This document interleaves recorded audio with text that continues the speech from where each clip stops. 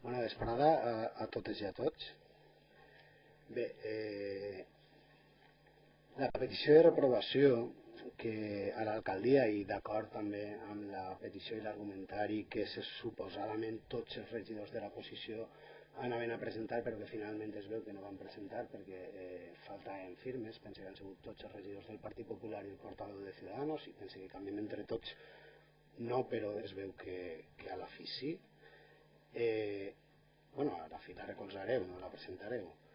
I, bueno, de reprovació a l'alcaldia i al grup de govern municipal, evidencia la manca de compromís i responsabilitat precisament amb les persones que en l'escrit de sol·licitud diuen que els recolzen, la ciutadania de Godella.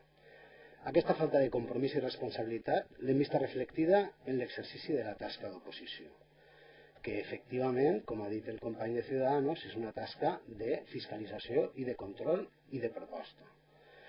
Des del grup de govern i especialment des de l'alcaldia s'ha facilitat extensament la participació de l'oposició, de tota l'oposició, en el funcionament ordinari de l'Ajuntament. S'ha creat la Junta de Portaveus per tal de facilitar el diàleg i la discussió de propostes, per tal d'arribar a acords en les qüestions fonamentals que afecten a la ciutadania.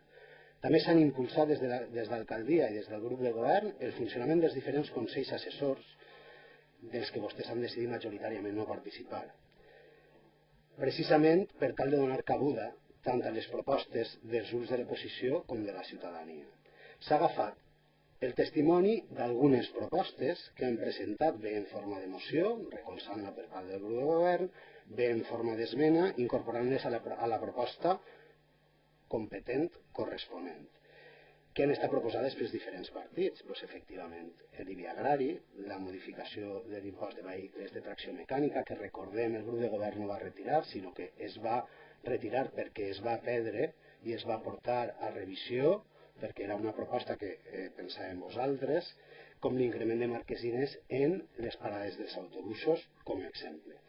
Igualment s'ha facilitat l'accés telemàtic de tots els expedients de comissions informatives i de ple a tots els membres de l'oposició per a que puguen accedir a la documentació des de casa en qualsevol moment del dia sense necessitat de vindre a l'Ajuntament en horari d'oficina.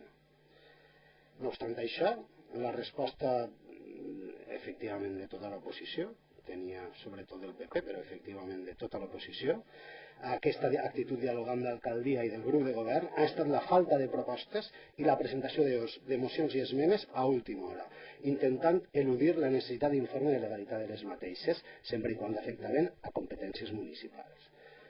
I no és cert, com li va dir Paquita, senyor Calatayud, que no es volguera convocar la comissió informativa en aquest cas. Vostè ha dit que no es trobava, bueno, doncs segurament no es trobava perquè on havia d'arribar no havia arribat, havia hagut un problema administratiu i la regidora es va manejar urgentment per a convocar la comissió. La proposta de reprovació diu que, malgrat representar a molts ciutadans de Godella, els grups de l'oposició són desoïts en les propostes presentades. Res més lluny de la realitat. El que hauria de dir, per no faltar a la veritat, és que, malgrat representar a molts ciutadans de Godella, els grups de l'oposició no presenten propostes.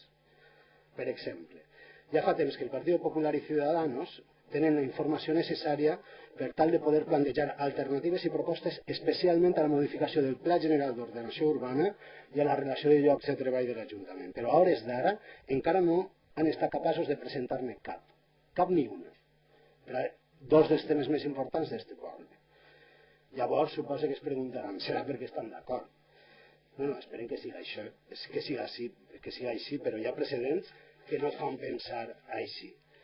Mentre en les comissions informatives s'han abstingut, habitualment i de forma reiterada, perquè ni tan sols havien llegit els temes de l'ordre del dia, en el ple han votat desfavorablement, en el cas del PP, a un 99% de les propostes, sense ni haver proposat fer un canvi. En altres casos, han proposat una esmena a última hora, moltes vegades ni respectant les 24 hores d'antelació que estableix la normativa, obligant a la presidència a inadmetre-les per qüestions de forma. El que ha quedat clar tot aquest temps és la irresponsabilitat fonamentalment del Partit Popular front a la ciutadania de Godella, mirant cap a l'altre costat quan es tracta de fer front a problemes que poden afectar el seu benestar a curt i mig termini. I tot això ho diguem per evidenciar el caràcter electoralista de la petició de reprovació a l'alcaldia i al govern municipal, que a un any de les eleccions, i per tal de córrer un estúpido velo a la seva manca d'iniciativa i de responsabilitat front a la ciutadania, volen reprovar l'actitud d'un grup de govern i d'una alcaldia que potser siguin els més participatius i transparents de la història democràtica d'aquest poble. Una proposta de reprovació que, lluny d'afectar a la gestió d'alguna problemàtica concreta de Godella ni tenint contingut polític, vol posar en entredit una qüestió tècnica per tal d'intentar aconseguir el suport d'algun grup que representa precisament tot el contrari que els signants, o almenys ho hauria de representar. Una proposta de reprovació presentada per la coalició PP-Ciudadanos que no tenen problemes per juntar-se quan del que es tracta és de fer front a un govern de progrés i valencianista i que esperem que no obtinga cap més suport. Pel contrari, trobem que no té explicació possible. És per això que des de Compromís